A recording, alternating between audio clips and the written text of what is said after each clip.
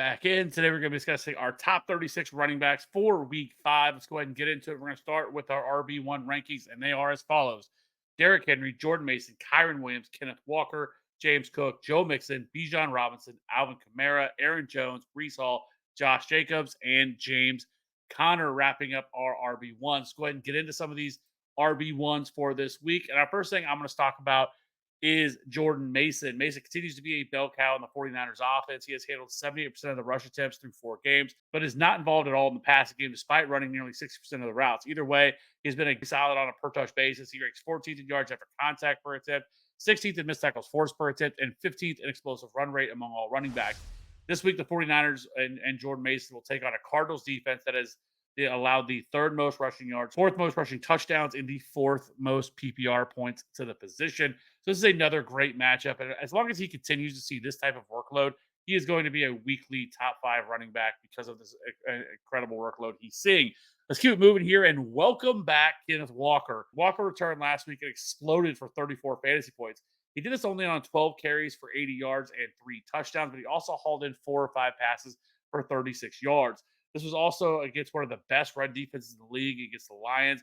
We weren't really sure what his role was going to be once he came back, but he did lead the backfield with 61% of the snaps and 60% of the rush share. The more encouraging part was he was still heavily involved in the second half while the Seahawks were in catch-up mode.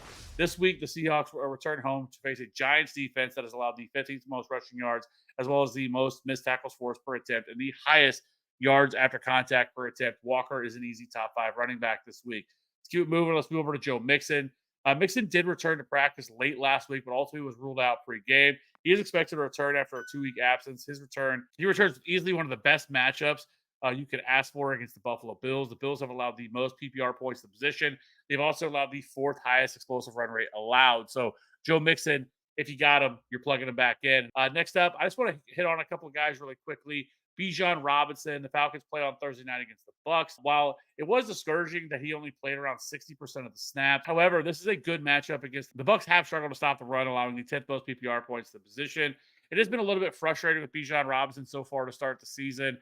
He is still working in with Tyler Algier, who's getting opportunities. He just really hasn't had that big explosive game yet, but this could be the one that he does it, especially against a matchup like this. Next up is Alvin Kamara. I really went back and forth even having him as an RB1 this week. This is one of the worst matchups of the week as they take on a Chiefs defense that has allowed the least fantasy points to running backs this season. And they have shut down a lot of good running games. They did so against the Chargers last week. They shut down Derrick Henry in week 1. They shut down Bijan Robinson. So this just has been a team that's been incredible against the run this year. So I don't have high hopes for Alvin Kamara. I think if he's going to get there, it's going to have to be through the passing game. Let's keep it moving. And let's talk about Breece Hall. Last week was an absolute disaster for Breece Hall as he only managed a measly 4 fantasy points against the Broncos. Now, it should be noted that the Broncos defense has been really, really, really good this season. But there has been some panic among fantasy gamers this week. Now, I will say, when digging into his numbers, there are some concerning issues here. For example, Breece Hall is getting stuffed on 53% of the carries, which is the 17th highest rate in the league. 0.39 yards before contact is not hard to guess. The lowest in the league, which basically tells you that as soon as he's touching the ball, there are players in the backfield getting a hands on him. So that is definitely frustrating. Well, yes, it's also true that Braylon Allen is also stealing work. Breece still handling 70% of the snaps, but only 58% of the rush attempts. What should be the biggest help, though, is he's still seeing a 17% target share. That being said, this is also a really, really bad matchup. This Vikings have the 3rd highest stuff rate and have allowed the 4th fewest PPR points to position. Now, when it comes to Breece Hall is obviously a home run hitter, so he does have the ability to break one off any time. But these next couple of weeks for Breece Hall aren't great matchup to get Minnesota this week, and they follow that up with the Steelers. So I have limited expectations, but because of his usage in the passing game, as well as his ability to break off some big runs, I do think Breece Hall is obviously still somebody you're going to be playing. I just don't know what the upside is for him right now. So let's keep moving. Let's move over to the RB2s, and they are as follows: Brian Robinson Jr., Chuba Hubbard, Devon Achane, Travis Etienne, Najee Harris, Rhamondre Stevenson, Devin Singletary, Jerome Ford, DeAndre Swift, Zach Moss, Kareem Hunt, and Rachaad White. So let's keep it moving here. Let's talk about some of these RB2s. First, I want to hit on, actually, we have him as an RB1, but I have him as an RB2 this week, and that is James Conner against the 49ers. Conner bounced back last week with 18.4 fantasy points and has now scored 18 or more PPR points in 3 of his last 4 games. He's done all this with only the 18th highest opportunity share this season. Connor has been explosive. He ranks 9th in explosive run rate, 20th in missed tackles forced per attempt, but only 34th in yards after contact per attempt. He also remains a non-factor in the passing games, so he'll continue to make him a little bit more touchdown dependent than most other running backs. But this week, Connor will face a 49ers run defense that is exploitable. They have allowed the 14th most PPR points to the position and the 7th lowest stuff rate in the league. So James Conner, I do still think is a good option this week. I wish he was more involved in the passing game, but typically Kyler Murray just not a quarterback that really looks to check down. Let's keep it moving over to Rhamondre Stevenson. After back-to-back top 12 weeks to start the season, Stevenson has fallen off a cliff. Finishes at 81st and 37th the last 2 weeks. Despite the poor performances the last few weeks, he has been a very good on a per touch basis, and he ranks 12th in missed tackles forced per attempt and 19th in yards after contact per attempt. Stevenson should be able to get back on track with a matchup against the Dolphins, who have allowed the 6th most PPR points. So I do think this is a good matchup, and game script should also be in his favor because right now this has the lowest total on the slate at only 35 points. So I'm not really all that concerned with the Dolphins offense coming in here and forcing Rhamondre Stevenson out of game script. So Rhamondre Stevenson is in a really good spot. Speaking of this game, let's move over to Devon Achane. Achane has been barely startable since Tua went down 2 weeks ago. Over the last 2 weeks, he's combined for just 45 total rushing yards on 21 carries and 6 catches for 42 yards and no scores, with finishes of RB33 and RB45.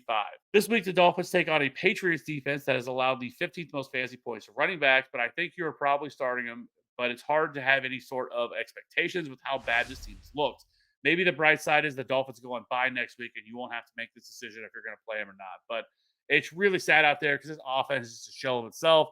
Maybe who's supposed to start again, Tyler Huntley. Maybe he looks a little bit better with another week within this offense, learning this offense. But right now, it doesn't look really good with what this offense looks like. So that said, let's keep it moving here. Chuba Hubbard is next up that we're going to talk about. Since Bryce Young has been benched, Hubbard has went off. He is averaging 19.5 carries and 4.5 receptions per game and 145 total yards and a touchdown per game over that span. This week, the Panthers will take on a Bears defense that has allowed the 13th most rushing yards, the 4th most touchdowns, and the 9th most fantasy points per game to the position. With this kind of workload, Hubbard will be a strong RB2 moving forward. And we should also note that the Panthers have not activated rookie Jonathan Brooks yet, which means probably still at least another 2 or 3, if not 4 weeks away. He's going to have that 3-week ramp up period there as well. So Chuba Hubbard remains a really strong option, especially with the amount of workload he's seeing. Let's keep moving. Let's move over to Travis Etienne. Listen, Etienne and the Jaguars haven't been great, specifically for Etienne Jr. He's 29th in fantasy points per game, but he does rank 17th in yards after contact per attempt and 23rd in missed tackles forced per attempt. He also has the 9th highest route participation and the 14th highest target share. But with all that being said, he still just hasn't been great. But this week, the Jaguars will take on a Colts defense that has allowed the 5th most rushing yards, the 9th most receiving yards. This could be a better spot for Travis Etienne. Obviously, it's frustrating because we have Tank Bigsby mixing in and taking away touches now from Travis Etienne. His workload has dropped from what he saw last year. Last year, he was averaging about 15, 16 carries per game. This year, it's down to about 11 or 12 per game. So it has been a little bit frustrating, but the pass catching work has still been there. He should at least be a back in RB2. Next up, let's talk about DeAndre Swift versus the Panthers. After 3 weeks of Swift looking like one of the worst running backs in the league, Swift just all of a sudden turned the switch on and popped off for 30 PPR points against the Rams. He finished the day with 16 carries, 93 yards, as well as 7 catches for 72 yards and a score. This week, the Bears take on the worst defense in the league, and the Panthers, they've allowed the 2nd most rushing yards, touchdowns, and PPR points. While people may have sat Swift last week, I do think he's a very, very good option against the Panthers this week. Now, lastly, let's talk about some of these RB3s that we have here. I want to talk about Javonte Williams. After 3 weeks of mediocrity, Javonte Williams finally put together a decent game, rushing for 77 yards on 16 carries, but also hauled in 2 passes for 3 yards. He has yet to score a touchdown this year, but this week the Broncos go back home to take on a Raiders defense that has allowed the 7th most PPR points to the position. So while I don't love it, but with bye weeks being here, so people like Saquon Barkley, the Lions running backs, if you have Javonte Williams, I don't think this is a terrible spot to start him in just because of the matchup we have.